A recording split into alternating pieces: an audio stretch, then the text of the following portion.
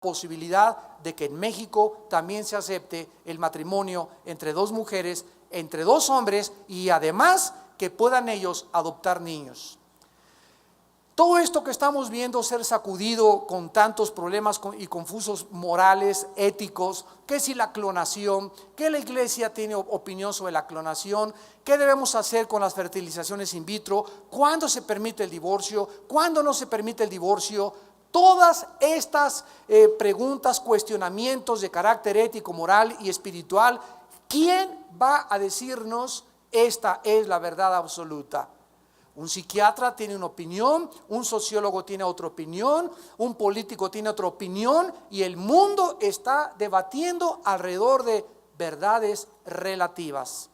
No puede haber ningún sistema de verdades absolutas, porque no hay ninguna religión ni ningún sistema político que pueda decir esto es una verdad absoluta.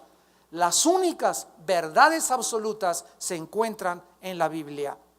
Dios no cambia, Dios es inmutable y sus mandamientos desde el principio han sido los mismos, las leyes físicas han sido las mismas, son inviolables, y así como es inviolable la ley de la gravedad y la ley del sol y de la luna y de los movimientos de los astros, así también las leyes que Dios ha establecido moralmente para nuestro bienestar y nuestra salud familiar no pueden ser sujetas a negociación.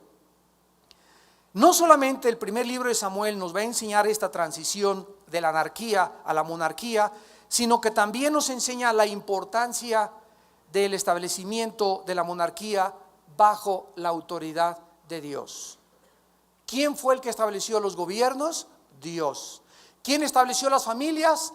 Dios. ¿Quién estableció la iglesia? Dios. ¿Quién estableció las leyes morales? Dios. Él es el legislador, el juez del universo. Él es el rey sentado en su trono, y las leyes físicas, las leyes del gobierno, las leyes ceremoniales, las leyes morales han sido establecidas, repito, por él, que no están sujetas a ningún cambio ni a ninguna negociación. La Biblia nos muestra claramente por el mismo rey Salomón en el libro de Proverbios capítulo 14 versículo 34, Proverbios 14, 34, dice Salomón: la justicia engrandece a la nación, mas el pecado es afrenta o reproche o vergüenza, podríamos decir, de las naciones. Vemos nosotros que en la Biblia está establecido que cuando hay justicia, cuando los gobernantes no realmente miran a quien ejercen la justicia, recordemos que el símbolo de la justicia es una mujer con los ojos vendados, con una balanza en una mano y con la espada en la otra. Es la estatua, ¿verdad?, el símbolo de la justicia. O sea, que la justicia no debe ver si es pobre la persona, si es influyente, si es mi pariente, si es mi familiar. Se tiene que ejercer ciegamente, sin ver la condición social, ni racial, ni cultural de ninguna persona. Un juez, un magistrado, un senador, alguien que ejerce la justicia, no puede hacer distinciones. Y esto es una de las cosas que ahora en nuestro país se está debatiendo. Se combate mucho lo que se conoce como la impunidad. O sea que hay personas que realmente, si tienen dinero, si tienen relaciones, si tienen amigos o compadres en el gobierno, o tienen otro tipo de intereses políticos, no se ejerce la justicia como debería ser. La balanza en la mano significa que no puede haber más que el peso verdadero y la espada que representa la justicia de Dios. Entonces dice la Biblia: la justicia engrandece a la nación. Una nación donde no hay justicia, donde se pisan los derechos de los ciudadanos, donde ya no se puede ejercer verdaderamente la libertad, el derecho a la propiedad privada y el derecho que tenemos de expresarnos de una forma moderada, comenzamos nosotros a ver que las maldiciones comienzan a atacar esa nación. El pecado es afrenta, reproche o vergüenza de las naciones. Dice en Proverbios 16, versículo 12: abominaciones a los reyes, hacer impiedad, porque con justicia será firmado el trono. Dios dice ahora a todos los gobernantes del mundo, a todos los gobernadores, a todos los que se encuentran en autoridad y en eminencia, claramente: que si esas personas no son justas, no van a permanecer delante de sus ojos. Porque Dios ama la justicia, sigue la justicia y lucha por la justicia. Y estos hombres que han recibido un poder delegado por Dios, necesitan recordar esto, que la Biblia establece los principios de la justicia humana. 3 propósitos principales vamos a encontrar en el primer y segundo libro de Samuel. Veamos en primer lugar el propósito histórico. Este libro nos va a registrar la transición de una era corrupta, anárquica, que se conoce como el libro de los jueces, a la era de la monarquía. El libro de los jueces es el libro más oscuro del Antiguo Testamento. Es la época donde más bajo y donde más degradación, repito, moral, social, espiritual, llegó el mundo y el pueblo de Israel.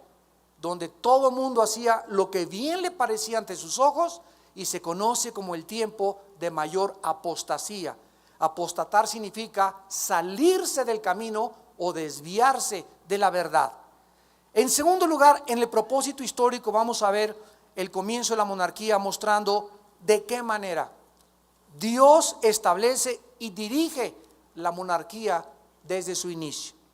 Vamos a ver que Dios tenía un propósito, que Él fuera el que gobernara a su pueblo. Sin embargo, vamos a ver en 1 Samuel que el pueblo no quiso ser gobernado por Dios. Cuando lleguemos a 1 Samuel 8 y le dijeron a Dios, no queremos ser como las demás naciones. Queremos ser gobernados y tener reyes y magistrados como las demás naciones. No nos interesa tu gobierno. Y esto está registrado en el Salmo 2, cuando David escribió, ¿por qué se amotinan los pueblos?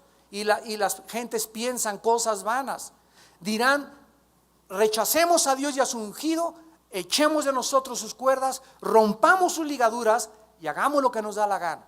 Este es el pensamiento en el año 2005 de casi todos los gobiernos.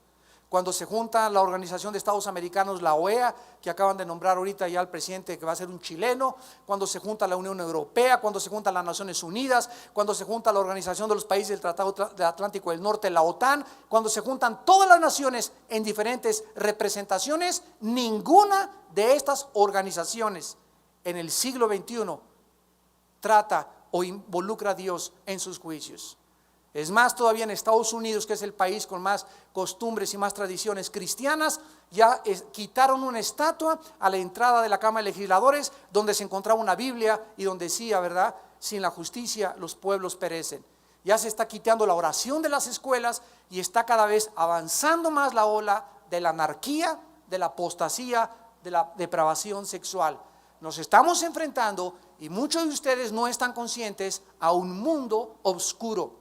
A un mundo donde están resurgiendo los poderes del ocultismo, de la brujería en los gobernantes, en las escuelas, películas como Harry Potter, etcétera, etcétera, los muñecos Delfos que hablamos el domingo de ellos, que ya se venden aquí en México y que son demonios que les ponen a los niños. Pero el mundo está entrando a una época en la que los cristianos están dormidos, no están conscientes de lo que está pasando, se están acostumbrando a la nueva moral. Ya es normal para ellos vestirse con el ombligo de fuera, ya es normal acostarse con la muchacha y tener sexo con ella, ya es normal una canita al aire, ya es normal ser adúltero, ya es normal ver películas de televisión clasificación triple X. Todo se está volviendo ya que cosa normal para la iglesia.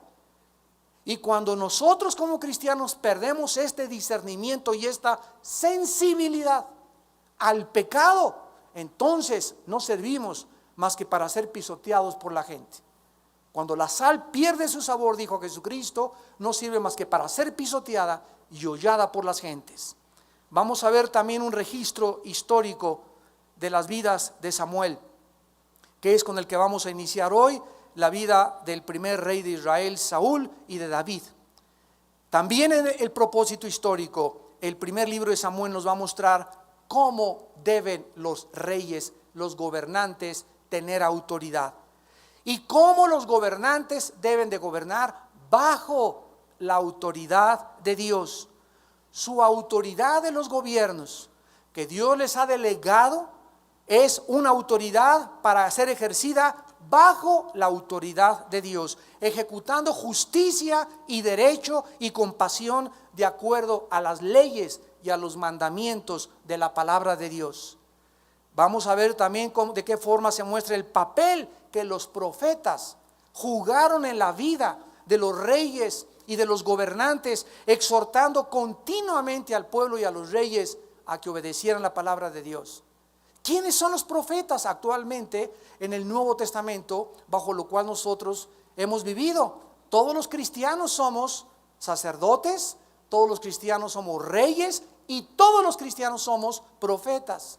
¿Por qué? Porque todos los cristianos debemos hablar la palabra de Dios. Profeta no solamente es una persona que te dice va a temblar en junio, o va a pasar estas cosas, o te vas a casar con una muchacha en julio, ¿verdad? Eso es adivinación. Profeta es el que habla y enuncia los oráculos de la palabra de Dios, el que dice así dice el Señor, respaldado por la palabra de Dios. Nosotros somos la voz profética para México, para nuestro país, para nuestra generación. Y tenemos la responsabilidad de decirle y hablar cada vez que podamos en la televisión, en una entrevista, a los periódicos, a hablar y anunciar, así dice el Señor. Porque somos enviados bajo esta misión que Dios nos ha encomendado. Vamos a ver también el papel que los profetas jugaron en la vida de los reyes y de los reinos, exhortando continuamente, así dice el Señor, arrepiéntanse, vuélvanse a Dios. Y finalmente vamos a ver en el propósito histórico la manera como Dios levanta a David como rey y la promesa de que su dinastía o la descendencia de David permanecería para siempre. En segundo lugar vamos a ver el propósito espiritual o doctrinal. El primer libro de Samuel nos va a enseñar que tanto los gobernantes como el pueblo debían basar sus vidas y gobierno sobre la palabra de Dios, que tanto los gobiernos como nosotros individualmente debemos ejecutar justicia, comenzando en nuestra casa. Justicia, derecho y compasión de acuerdo a las leyes de Dios. Todos nosotros, amados santos, de alguna forma tenemos empleados, tienes una servidumbre en tu casa o tienes hijos, debemos ser justos en pagarles lo que demanda la ley. A las personas que tienen prestaciones, dárselas de acuerdo a la ley, no explotar a nuestros obreros, no explotar a la persona porque, pues como hay muchos afuera buscando trabajo de taxista y yo tengo 2 carros, me vas a trabajar 2 turnos y me vas a dar este dinero y a ti solamente te va a quedar ese dinero. Nosotros tenemos que ser justos para ser bendecidos por Dios. En tu casa tienes que ser justo con tus hijos, tienes que ejercer justicia sin mirar tampoco a quién. Tienes que darle al pan pan y al vino vino. Si tu hijo es mayor, tiene 18, 19 años de edad y trae marihuana a tu casa o trae alcohol a tu casa y tú no haces justicia en tu casa, nosotros como varones y sacerdotes de la casa, aquí no entras con eso, pues me voy, pues agarra tu maleta y agarra carretera. Y no, ay, mi chiquilín, mi Pepín, ¿qué le va a pasar si lo corro? Y si lo echo a la afuera, pues que acabe en un psiquiátrico, que acabe en la cárcel, que acabe en algún otro lado. Pero si nosotros no ejercemos justicia, vamos a ver en 1 Samuel 3 y capítulo 4, como un sacerdote llamado Elí, por ser un padre apapachador y consentidor, Dios juzgó y humilló su casa. Y esto es algo que nos va a enseñar este primer libro de Samuel. Nos va a enseñar también la manera como trabaja la soberanía de Dios. De qué manera Dios mueve los eventos para cumplir sus propósitos y poder obrar todas las cosas para nuestro bien. Dios es el Dios que es el principio y Él es el final. Y todas las cosas en las cuales nosotros nos estamos todos los días desarrollando, en el trabajo, en el gobierno, lo que está sucediendo en Roma, lo que sucede en Europa, lo que sucede en Estados Unidos, los problemas mexicanos políticos, Dios está al control de todo. Y Él está buscando que todos estos eventos a nuestro alrededor trabajen y obren para nuestro bien. El centro, la niña de los ojos de Dios es actualmente su iglesia. A Dios le interesa que la iglesia aquí en la República Mexicana podamos verdaderamente ser la sal y la luz, y la forma como oremos por nuestros gobernantes, podremos nosotros tener los cambios sociales que nosotros esperamos tener. Cuidado cuando la iglesia forma parte de un grupo de personas que cree que un líder de un partido político es el Mesías. O cuando estamos esperando que tal persona de tal partido va a traer el cambio y va a traer la revolución y va a traer el beneficio que nos va a todos a sacar a flote. Cuando comenzamos a poner los ojos en los hombres o en los políticos como los futuros Mesías, entonces la iglesia es engañada como fue engañada en 1939 cuando Adolfo Hitler subió al poder. Cuando comenzó a participar en el Partido Nacionalista alemán y donde comenzó a decirle, ya se acabó el desempleo, se acabó el comunismo, y todos comenzaron a ver, aunque tenía años ya él en el gobierno, ahí comienza verdaderamente la Segunda Guerra Mundial, y el hombre que ellos creían que era el Mesías era verdaderamente el diablo disfrazado de soldado. Así que dice la Biblia, maldito el hombre que confía en el hombre. No pongamos la esperanza en ningún hombre, no pongamos la esperanza en ningún partido, en ningún gobierno. Oremos por el que está, oremos por todos los gobernantes. La única esperanza que tenemos se llama Jesucristo. Y no hay ninguna otra esperanza hasta que Cristo regrese para que Él instituya y establezca la paz milenial. Y finalmente Dios nos va a mostrar también en este libro de qué manera tan maravillosa y sobrenatural contesta las oraciones, como esta mujer que vamos a comenzar a estudiar llamada Ana, que era estéril, que no podía tener hijos, que vivía en una familia disfuncional, donde había depravación sexual, donde había bigamia, etcétera, etcétera. Y esta mujer se pone a orar y le derrama su corazón a Dios, y Dios manda a través de ella el primer profeta llamado Samuel, que sería la voz que llamaría a los reinos y a la conciencia a volverse a Él. Y finalmente, este primer libro nos va a enseñar que todo lo que una sociedad siembra, esa sociedad recoge. Este principio lo tenemos en Gálatas: lo que el hombre siembra, tarde o temprano lo tenemos que recoger. Las personas que ejecutan justicia van a recibir justicia, y las personas que vivan vidas justas y vidas santas van a recoger en su vida justicia, paz y prosperidad. A ti ni a mí nos puede ir en la vida más que lo que hemos sembrado ayer, antier y la semana pasada.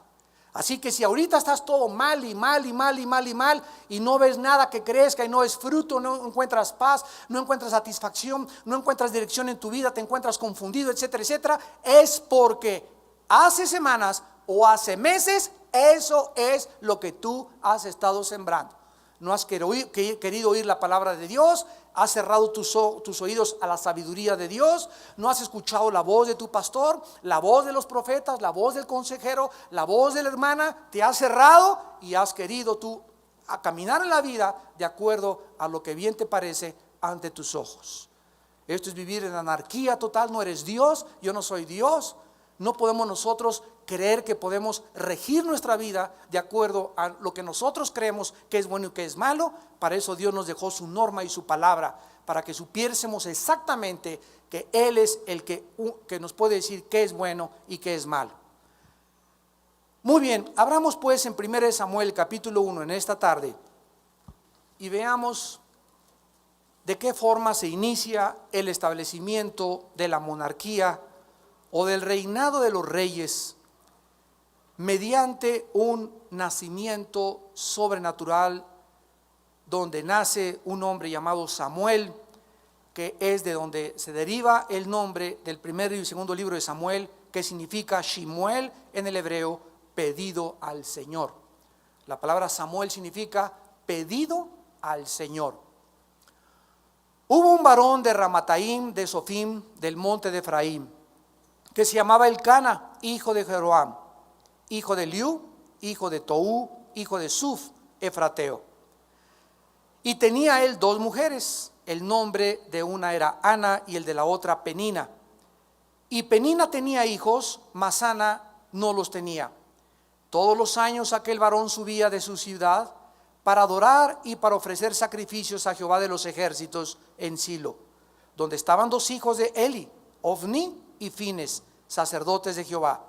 Y cuando llegaba el día en que Elcana ofrecía sacrificio, daba Penina, su mujer, a todos sus hijos y a todas sus hijas, a cada una su parte. Pero Ana daba una parte escogida porque amaba a Ana, aunque Jehová no le había concedido tener hijos. Y su rival la irritaba, enojándola y entristeciéndola, porque Jehová no le había concedido tener hijos. La sociedad de los tiempos en los cuales nos estamos introduciendo se había corrompido, repito. Se había depravado cuando nació Samuel. El pueblo se había totalmente desviado hacia la inmoralidad, hacia la rebelión, la injusticia, la violencia, el abuso a las mujeres, crímenes diversos, compromiso espiritual y social y mucho libertinaje sexual.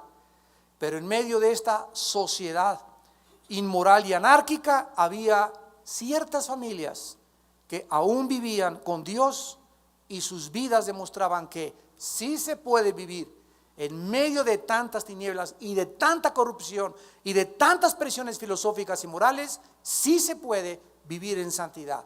Tenemos a José también en Génesis como en Egipto, a Daniel en Babilonia. En fin, no hay ninguna justificación ni ninguna excusa para poder decir es que no puedo crecer porque toda mi familia no me deja, y mi familia son brujos, o mi familia son muy religiosas, o mi familia son ateas. No hay nadie en nosotros con ninguna excusa para poder decirle a Dios, yo no crezco, no florezco por tal o cual situación o medio ambiente, porque más grande es dentro de nosotros el que está en nosotros que el que está en el mundo.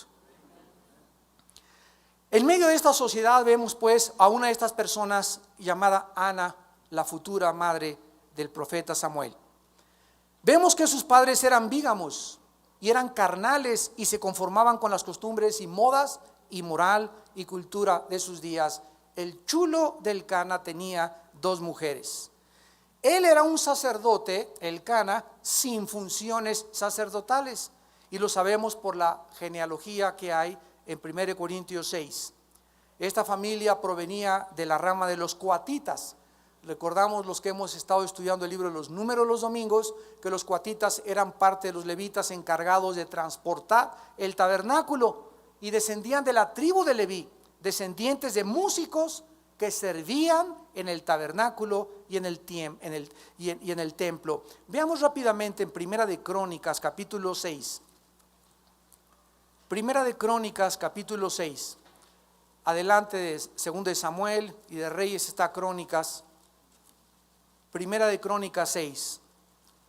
Dice el versículo 16, para tener un trasfondo de esta familia donde nace Samuel y que es importante para entender por qué la familia vivía como vivía. En Primera de Crónicas 6, versículos 16, dice la Biblia: a los hijos de Leví, Gersón, Coat y Merari. Dice el versículo 23, Elcana su hijo, Ebiasaf su hijo, Asir su hijo. Versículo 31 al 33. Estos son los que David puso sobre el servicio de canto en la casa de Jehová después que el arca tuvo reposo. O sea, cuando el arca fue rescatada, lo vamos a estudiar también, capítulos 6 y 7, 1 Samuel.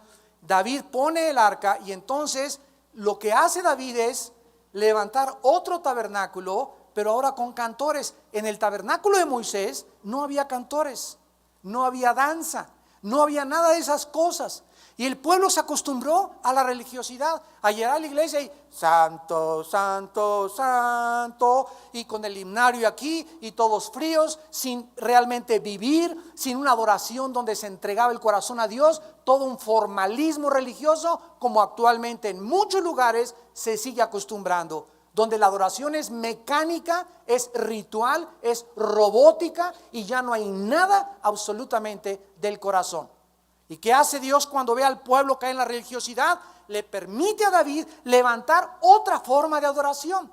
Y todo el mundo se espantó. Ay, pero si Moisés no nos enseñó eso, que deberíamos de bailar aquí y de danzar acá tampoco. Y entonces David comienza y salta David. ¿Qué le hacía así David entrando a Jerusalén? Y hasta una de sus esposas le ve y le dice: qué ridículo te veías. La gente va a hacer broma de ti. Y por la forma en cómo esa mujer de David critica a David sin saber que David lo hacía para el Señor, queda estéril y bajo maldición durante todos los días de su vida. Muchas veces no entendemos las cosas, la forma como se mueve el Espíritu Santo, pero tenemos esa tendencia en la mente: juzgar, juzgar, juzgar. Eso no fue lo que me enseñaron, eso no es lo que hacen todos. Es que hay que volver otra vez a regresar a la Biblia y desenterrar y darnos cuenta que la misma adoración y los mismos cantos del rey David, Dios prometió en Hechos que él levantaría antes de que regresara el tabernáculo de David. O sea, volvería otra vez a levantar en la iglesia. Cuando ya caímos en el ritualismo y en la religiosidad, Dios comenzaría a levantar iglesias frescas, con otra visión, con alegría, donde bailaran y donde los jóvenes pudieran darse cuenta que ir a la iglesia no es golpe de pecho, santo, santo, santo, y oler a incienso y todos así con el velo y agachados, sino que es alegría, es gozo, es expresión de la naturaleza que tenemos, y donde esas cosas le agradan a Dios cuando lo hacemos para su gloria. Nada más una persona aplaudió. Entonces dice aquí en 1 Crónicas 6 que cuando establece David el servicio del canto, dice el versículo 32, los cuales servían delante de la tienda del tabernáculo de reunión en el canto, hasta que Salomón edificó la casa de Jehová en Jerusalén. Después estuvieron en su ministerio según su costumbre. Estos pues con sus hijos ayudaban. De los hijos de Coat, el cantor Emán, hijo de Joel, hijo de Samuel. Vemos pues que la familia de Samuel descendía y comenzaba ellos a formar parte también de la tribu sacerdotal y de aquellos que serían los futuros cantores que el rey David establecería en la monarquía israelita. Esta familia, dice 1 Samuel versículo 19, levantándose de mañana adoraron delante de Jehová y volvieron y fueron a su casa en Ramá. Elcana se llegó a Ana su mujer y Jehová se acordó de ella. Esta familia habitaba en Ramataim de Sofim, que es otro nombre para Ramalá, un pueblo que actualmente todavía se encuentra a 8 kilómetros al norte de Jerusalén. Ramá no era una de las ciudades que Dios había escogido para los sacerdotes, sino había sido asignada originalmente a la tribu de Leví, pero por alguna razón una rama de la tribu se cambió hacia la montaña de Efraín. Y esto sucedió desde el libro de los Jueces, cuando los sacerdotes comenzaron a apartarse de la dirección que Dios les había dado. En 1 Samuel 1 versículo 2 nos damos cuenta que el esposo de Ana era una persona que tenía a 2 mujeres, conformándose a su cultura desde luego y costumbres carnales de sus tiempos. Dios prohibió en Deuteronomio 17 que nadie tuviera más que una sola mujer. En el Nuevo Testamento se nos dice también en 1 Timoteo que los líderes sean maridos y que tengan una sola esposa, no 2 al mismo tiempo, no 3 al mismo tiempo. Nadie puede tener una mujer y un amante, porque esto se llama bigamia y se llama adulterio. Dios condena y Dios se enoja cuando nosotros rompemos sus costumbres, sus tradiciones, sus mandamientos y comenzamos a creer que podemos vivir como nos da la gana. En el versículo 3 al versículo 8 nos damos cuenta que al tener 2 mujeres, Ana vivía con gran tristeza. Todos los años, versículo 3, aquel varón subía de su ciudad para adorar y ofrecer sacrificios a Jehová de los ejércitos en Silo, donde estaban 2 hijos de Eli, Ofnis y Fines, sacerdotes de Jehová. Esta familia, de la cual nace Samuel, era una familia religiosísima. Eso sí, se llevaba a sus 2 amantes a la iglesia. Eso sí, cada año no faltaba, porque estaba obligado, lo vamos a ver ahorita en Éxodo y en las leyes de Dios, que cada año todo varón debería, todos alrededor de Jerusalén y todos los judíos, ir a Jerusalén a celebrar la Pascua. Entonces, esta familia de la que nace Samuel era una familia muy religiosa, pero al mismo tiempo tenía el hombre a sus dos compañeras, a sus dos amantes. Una era su esposa, la otra era su amante. Por la tensión de que hubiera dos esposas, una estéril Ana y la otra tenía varios hijos, Penina, comenzaron los pleitos dentro de esta familia. Samuel nace dentro de una familia disfuncional, una familia donde hay adulterio, donde hay bigamia, donde hay fornicación, donde hay hipocresía religiosa, donde hay amargura, porque Ana vivía amargada, ya que la otra amante de su esposo le reprimía, la recriminaba, se burlaba de ella, la humillaba, porque ella era estéril y no podía tener hijos. Aunque eran devotos y religiosos, eran hipócritas en el servicio a Dios. Todos los varones, dice en Éxodo 34, 23, se les obligaba a ir una vez a las fiestas cada año. Y la devoción que tenía Ana a Dios no la perdió. Al mismo tiempo que esta mujer vivía amargada, humillada, Señor, ¿por qué no puedo tener hijos, Dios mío? Era una grande afrenta en aquellos tiempos que una mujer no tuviera hijos, porque regularmente todos se casaban para tener hijos y para que perpetuaran el apellido de la familia Richelieu y para que pudieran también realmente demostrar que eran bendecidos por Dios. Se les olvidó que Jehová es el que cierra las matrices. Es de Dios el dar hijos y es de Dios el permitir que no nazcan los hijos. Y muchas veces hay familias que no tienen hijos y Dios es la voluntad de Dios. Y hay personas, como vimos el domingo, que no se casan. Todos tenemos un llamado diferente.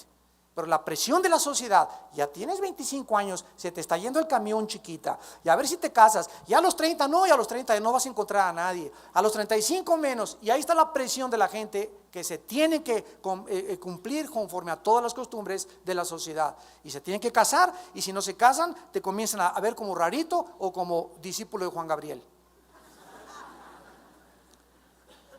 Esta familia que estaba dividida religiosamente, ¿verdad? Era la bigamia causada por Elcana, y esta era la razón devastadora por lo cual Ana no podía realmente vivir y tener paz. Esta falta de confianza llevó a Elcana a casarse con Penina, tal vez porque primero se casó con Ana, no tuvo hijos. Entonces los hombres, ¿qué hacían? Si tú no me das un hijo y no perpetuamos el apellido, me busco otra que me dé hijos. Era la costumbre machista de aquellos tiempos y todavía se continúa también. El dolor de Ana crecía cada vez más y más. Dice el versículo 5, a Ana se le daba una parte escogida porque Elcana amaba a Ana, aunque Jehová no le había concedido tener hijos. Se pone y se enfatiza la soberanía de Dios. Era Jehová el que no le había permitido tener hijos. Últimamente, ¿quién fertiliza el esperma y el óvulo de la mujer en la matriz de la mujer? Dios, ¿verdad? Él es el Dios de la fertilización. Él es el que tiene el control de los espermas humanos, de los varones. Él es el que tiene el control de la formación de todo. Él es el que puso el software, el programa, el disquete en cada esperma y en los cromosomas de la mujer para que se determinara: ese niño va a ser güero, va a ser prietito, va a ser chaparrito, va a ser alto, el corazoncito, el hígado, todo absolutamente, de acuerdo a la Biblia, está controlado y regido por Dios, de acuerdo al Salmo 139. En el versículo 9 al 18 dice la Biblia que entonces se levantó Ana después de que hubo comido y bebido en Silo, y mientras el sacerdote Elí estaba sentado en la silla junto a un pilar del templo, ella con amargura de alma oró a Jehová y lloró abundantemente. Recordamos que esta familia cada año iba a Jerusalén, y en uno de esos viajes a Jerusalén, Ana se presentó en el tabernáculo y ya no aguantó más. Estaba su alma demasiado cargada. Ella pudo haber seguido amargada o pudo haber derramado y echado toda su ansiedad sobre Dios, sabiendo que Dios tiene cuidado de nosotros. Y lo mismo nos pasa a todos nosotros. Podemos llegarnos a cargar tanto con un problema y tanto con un problema y tanto con un problema, que el problema del hijo, de la hija, del negocio, del familiar, etcétera, etcétera, nos puede verdaderamente hundir en depresión y en amargura. Y por ese problema amargar a los demás, y por ese problema ya no ver una ventana y cree que ya no salgo con este problema, es demasiado, o con el esposo, y comenzar a cerrar todas las posibles rayos de luz que puedan penetrar del cielo, diciéndonos: acuérdate que yo estoy en el cielo y estoy al control de la situación. Entrégame a tu hijo, entrégame a tu hija, entrégame a tu esposo. Pon tus ojos en mí, dice Jesús. No pongas tus ojos en las cosas de aquí de la tierra, porque te hundes. Cuando Pedro le dijo a Cristo: Pedro, camina sobre el agua, Pedro comenzó a caminar sobre el agua. Y cuando no vio a Jesús y vio el mar, se comenzó a hundir. Y así pasa con nosotros, amados de Dios.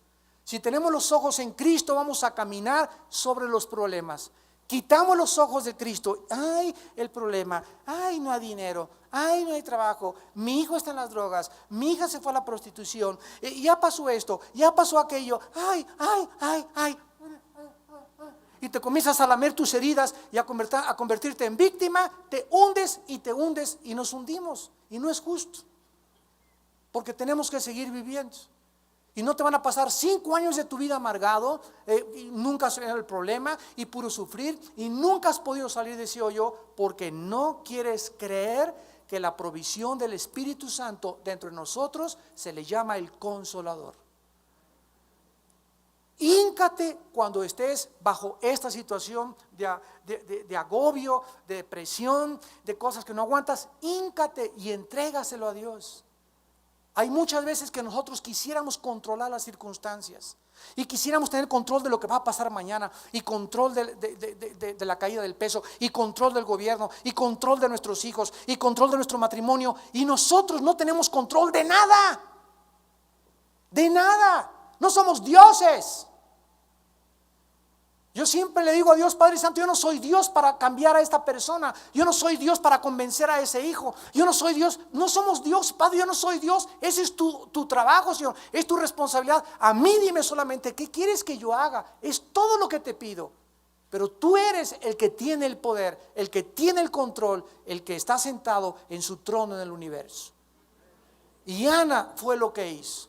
Ella no quiso toda su vida pasarse como una mujer amargada. Ay, no puedo tener hijos. Y ya ves Dios. Y yo soy buena. Y esta que me está echando la bronca. Y esta que ve las telenovelas. Y esta que tiene y anda para ir para abajo. Y se la lleva a mi esposo hasta que es que tengo. Y yo aquí todavía echadota. Y le hago la mañana los huevos con chorizo. Y ella no cayó en ese círculo vicioso de depresión. Ella derramó su alma delante de Dios. Ahora, la situación era tan grave en el tabernáculo que era una costumbre que mucha gente llegara borracha. Era tal depravación y tal apostasía, como en muchas religiones que vamos a ver, van a su iglesia y le cantan y bailan y por aquí para allá, afuera de la iglesia, con la pacha de tequila aquí atrás. O en drogas llegan a la iglesia, o llegan borrachos a la iglesia, y era una costumbre, ¿verdad?, en la que se profanaba el nombre del Señor. Ana estaba tan conmovida espiritualmente que cuando comenzó a orar, el sacerdote Elí creyó que estaba borracho.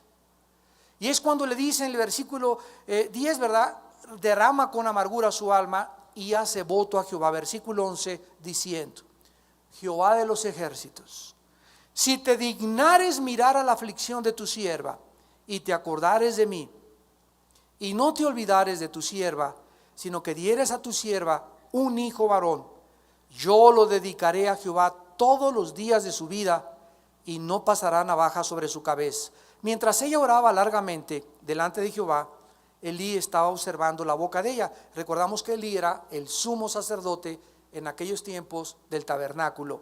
Pero Ana hablaba en su corazón y solamente se movían sus labios y su voz no se oía. Y Elí la tuvo por ebria. Entonces le dijo Elí: ¿hasta cuándo estarás ebria? Digiere tu vino. Y Ana le respondió diciendo: no, Señor mío, yo soy una mujer atribulada de espíritu. No he bebido vino ni sidra, sino que he derramado mi alma delante de Jehová. No tengas a tu sierva por una mujer impía, porque por la magnitud de mis congojas y de mi aflicción he hablado hasta ahora. El sacerdote le dijo: vete en paz, y el Dios de Israel te otorgue la petición que le has hecho. Y él le dijo: halle tu sierva gracia delante de tus ojos.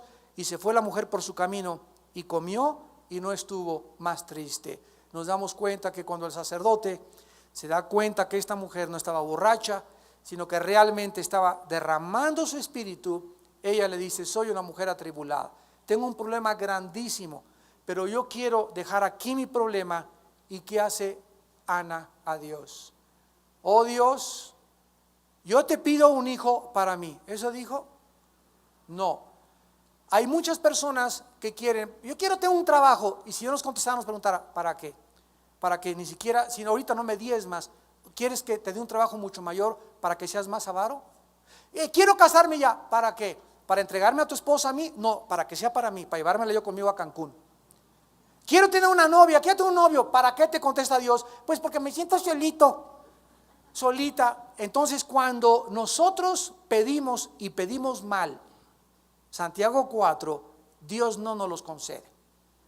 Dios responde a la oración que es para su gloria. Padre, quiero una novia. ¿Para qué? Contésteme, hable. Señor, porque quiero comenzar a prepararme para ser líder y comenzar a discipularla y hablarle de ti. Te va a traer a la hermana Britney Spears. Ah, ¿verdad? Quiero un muchacho de novio. ¿Para qué? Quiero hablar en lenguas. ¿Para qué? Ándele. Todas las cosas que pedimos tienen que tener un propósito de glorificación a Dios. Quiero un mejor trabajo. ¿Para qué? Quiero llegar a ser gobernador. ¿Para qué? El motivo detrás de lo cual nosotros, o por lo cual oramos, es lo que le interesa a Dios en nuestra vida. Ana le dice a Dios: dame un hijo, no para mí, porque si me lo das, te lo devuelvo.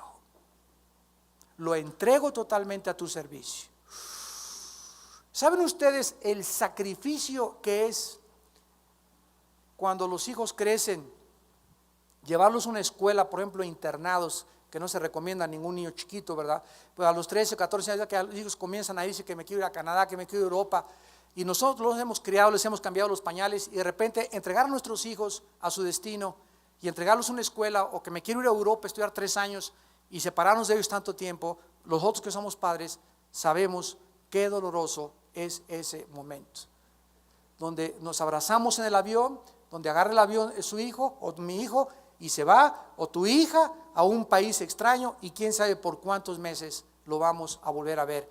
Ana no lo entregó así. Ana se lo entrega a Dios cuando el niño estaba destetado, como lo vamos a ver ahorita. O sea, cuando ya le crecieron los dientes, que son como los 2 o 3 años de edad, Ana lo cría solamente 3 años, todavía con más razón. Y al cumplir los 3 años de edad, Ana cumple su promesa a Dios y se lo entrega a Dios. Y esta es la razón por la cual Dios nos muestra que Él contesta nuestras oraciones.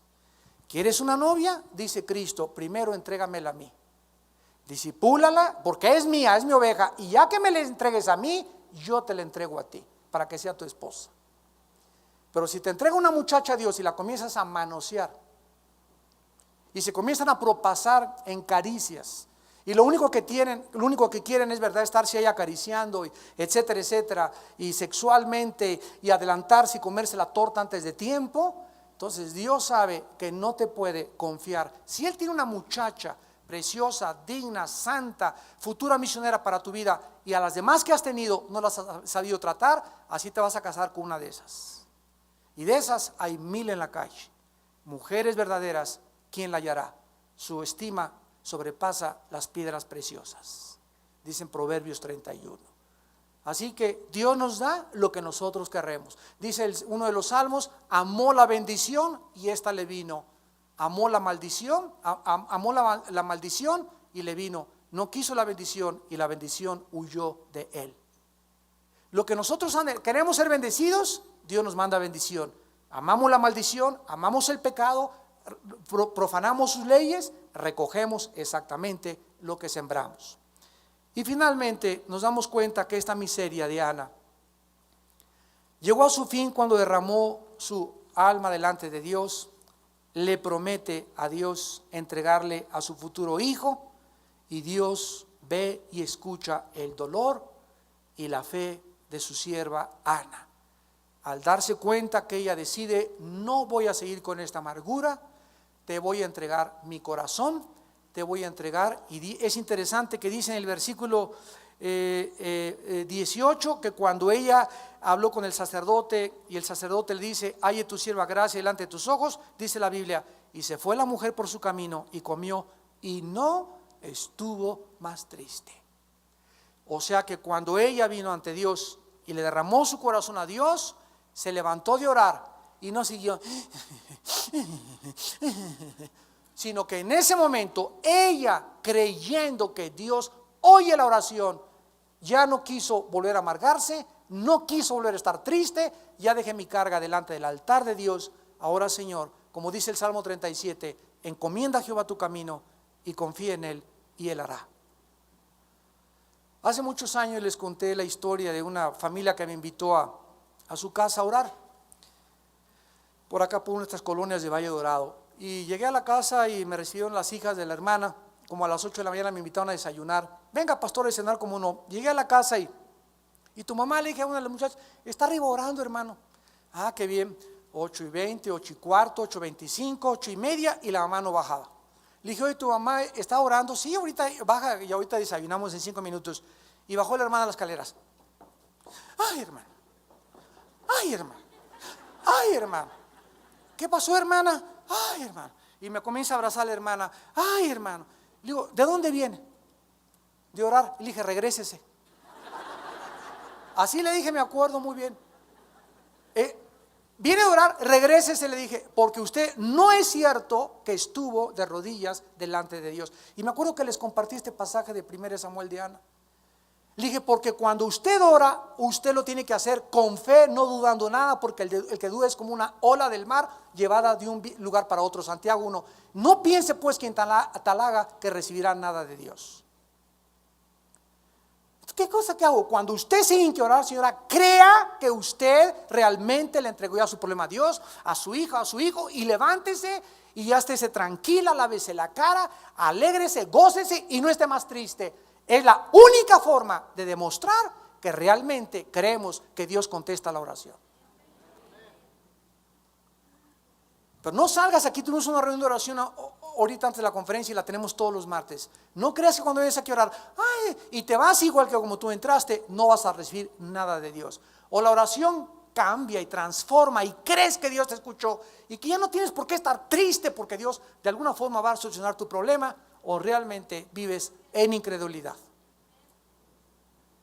Finalmente, ¿verdad? Ana mantiene su promesa con Dios, dice el versículo 21, subió del varón Elcana con toda la familia a ofrecer a Jehová el sacrificio acostumbrado, pero Ana no subió, sino dijo a su marido, yo no subiré hasta que el niño sea destetado, para que lo lleve y sea presentado delante de Jehová y se quede allá para siempre. Versículo 23, es tremendo.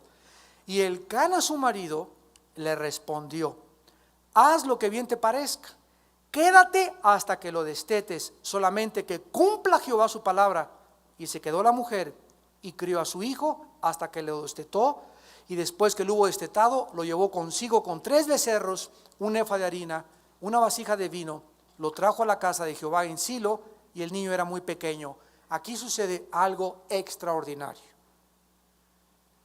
Los hombres, de acuerdo a la ley en Deuteronomio, podían anular los votos de la mujer. O sea, por ejemplo, si la mujer decía, padre, te prometo esto, que te voy a entregar este hijo, y el esposo le decía, no, yo no voy a entregar ese hijo porque es mío también, la mujer no podía más que someterse al esposo. Cualquier promesa que la mujer hiciera podía ser rota e invalidada por el esposo con la bendición de Dios. Y cuando nos damos cuenta que Ana tiene el único hijo, el único niño con Elcana, y Elcana amaba a Ana aunque fuera estéril, y Ana le da un hijo, y Ana le dice, pues ahora este hijo que hemos tenido, mi amor, se lo vamos a entregar a Dios, no va a ser ni para ti ni para mí. Él pudo haber dicho, de ninguna manera, ese niño lo quiero aquí y rompo y anulo totalmente tus votos. Y dice la Biblia en el versículo 23 que Elcana le respondió, haz lo que bien te parezca. Esto se llama gracia de Dios. donde ha agradado tanto el corazón de Ana a Dios que la pone en favor con su marido. Y el marido le dice: yo te apoyo, entreguemos a nuestro hijo al Señor. Vio tanta devoción en su esposa Elcana y tanta entrega y tanto amor a Jehová que no pudo más que realmente ablandar su corazón y decirle: pues lo vamos a entregar. Porque repito, él no había hecho el voto, era su hijo y él podía.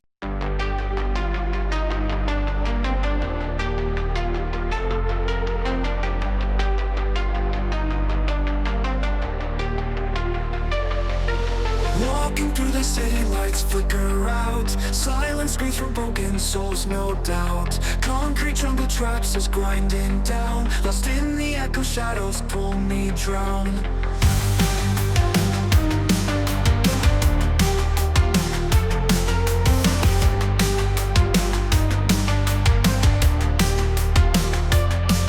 Streetlights buzzing, whispers in the dark. Neon shadows glowing, leaving marks. Pavement breathes our stories, old and cold. Past and future twisting, all unfold. We are lost in neon nightmares. Ghosts of dreams, electric flares. Running fast but going nowhere. In the maze we live in despair.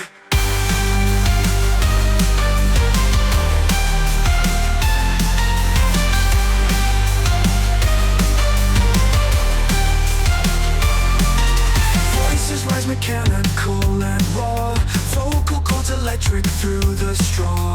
Wires tangled, clenching like a vice. Heartbeat sings with thunder, rolling dice. Falling stars and shattered glass confound. Broken mirrors scattered on the ground. Synthetic whispers tell us we're alive, but the ghosts of dreams begin to thrive.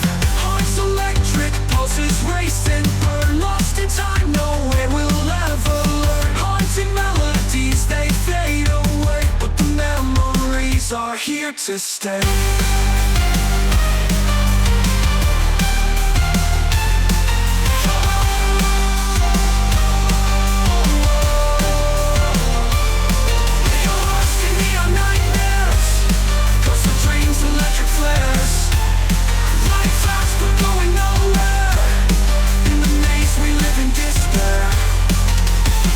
In the distance, a flicker of light.